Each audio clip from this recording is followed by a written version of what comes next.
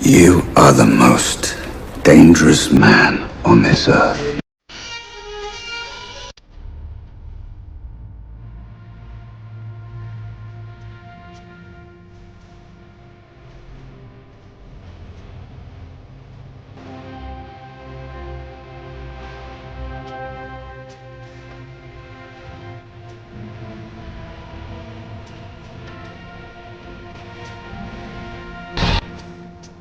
ये साल था 1187 का, जब जंगे हत्तीन के बाद बैतुल मुकद्दस आजाद हुआ तो यूरोप में एक शोर बर्पा हो गया, जिसके नतीजे में पोप ने एक फरमान जारी किया ताकि ईसाई बैतुल मुकद्दस को दोबारा कब्जे में ले सके। हत्तीन के बाद जब सुल्तान सलाउद्दीन अय्यूबी ने बैतुल मुकद्दस को पूरी तरह आजाद कर लिया तो उसके बाद पूरे यूरोप के गिरजाघरों में एक मातम उठने लगा। पादरी और पोप लोगों के सामने रोते हुए खुतबे देने लगे कि हाय खुदा का शहर मुसलमानों ने छीन लिया। 1187 में सलेबी क़यादत रिचर्ड शेरदिल के हाथों में थी और यही क़यादत आगे चलकर जंगे अरसूफ के मुकाम पर मुसलमानों और सलेबियों के दरमियान एक जबरदस्त टक्कर का बाइस बनी।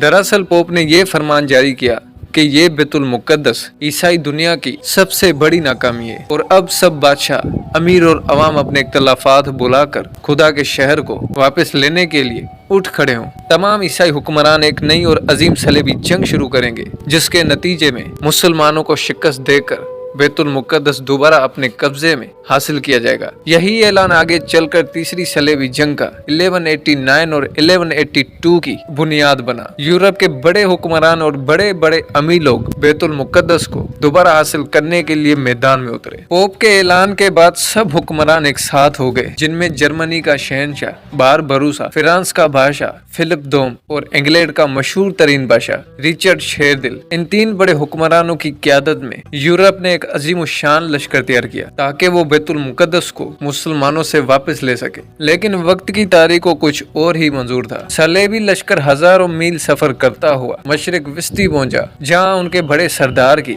अचानक मौत हो गई और फ्रांस का बादशाह कुछ अरसे सफर तय करने के बाद वापस लौट गया। लेकिन शेरदिल रिचर्ड अपनी फौज के साथ पूरी तरह डट गया। 1190 में सलेबियों ने साहिली शहर अक्का का मुहासरा किया। यह शहर सुल्तान सलाउद्दीन अय्यूबी के लिए एक निहायत अहम था, क्योंकि ये बहरी तिजारत और फौजी सप्लाई का सेंटर था। सलीब फौज समंदर से कमक हासिल करती रही, जबकि मुसलमान फौज को प्यास और भूख पर लड़ना पड़ा। सलाउद्दीन अय्यूबी ने कई मरतबा कोशिश की कि मुआसरा तोड़ दिया जाए, मगर सलेबी फौज की तादाद और उनकी रसद के बायस यह मुमकिन ना हुआ और बाल आखिर जुलाई 1191 को अक्का सलेबियों के तहत उनके कब्जे में जा गिरा। सलेबियों ने पूरी तरह अक्का पर अपना कब्जा कर लिया और ये मुसलमानों के लिए एक बहुत बड़ा सदमा था। अक्का को हासिल करने के बाद रिचर्ड ने कई मुसलमानों का खून बहाया, क्योंकि अक्का अब उनका पूरी तरह मरकज बन चुका था और इसी बात का फायदा उठाते हुए रिचर्ड ने जंग का रुख बदल दिया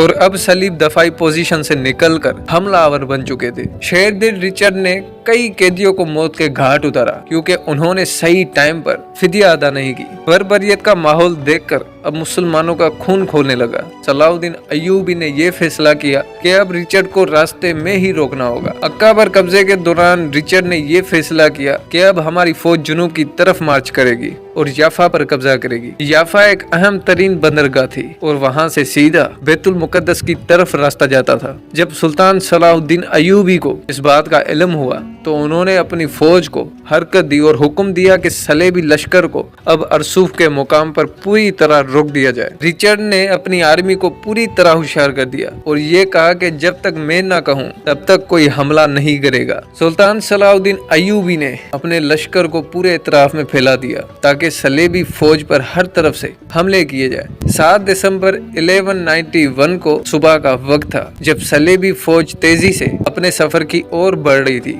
तो मुसलमानों की फौज ने हर तरफ से अटैक करना शुरू कर दिया। लेकिन रिचर्ड शेरदिल अपने हुक्म पर कायम रहा अपनी आर्मी से कहा कि कोई भी सिपाही वक्त से पहले हमला ना करे। अरसूफ एक छोटा सा साहिली कुस्बा था जहाँ बेराए रूम के किनारे इसके आसपास खुले मैदान थे। सलेबियों के लश्कर ने अपना मार्च साहिल के साथ साथ किया ताकि उन्हें बेरी भेड़े से खुराक और हथियार की रसद मिल सके। कई घंटों तक सलेबियों पर हमले किए गए, लेकिन सलीब ने एक भी हमला ना किया। लगातार मुसलमानों के हमले के दौरान उनके कुछ हमले सलीब के पिछले हिस्से पर ज्यादा जा गिरे, जिसके नतीजे में सलेबियों ने एक बड़े दस्ते नाइट से अपनी मर्जी से हमला कर दिया। लेकिन ये हमला रिचर्ड के हुक्म के खिलाफ था। जब एक बार हमला उन्होंने कर दिया तो उसके बाद बाकी की फौज भी मैदान में कूद पड़ी। रिचर्ड ने फौरन अपनी हिकमत अमली बदली और घोड़े पर सवार होकर अगले मुहाज पर आया और अपनी फौज को भरपूर अंदाजे में हमले करने का हुक्म जारी किया। सलेबी नाइट्स भारी भुगतर बंद लिबास में आगे बढ़े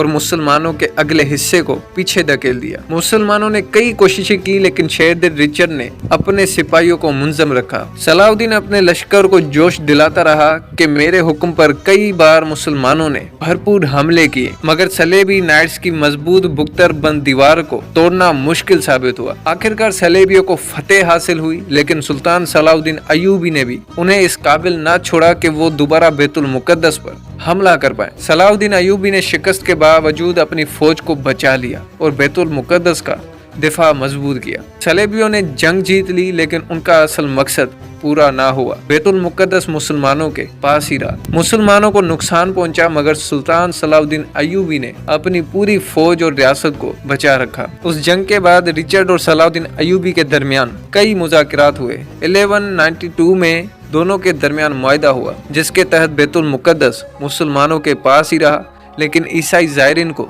ज़ियारत करने की खुली आज़ादी दी गई।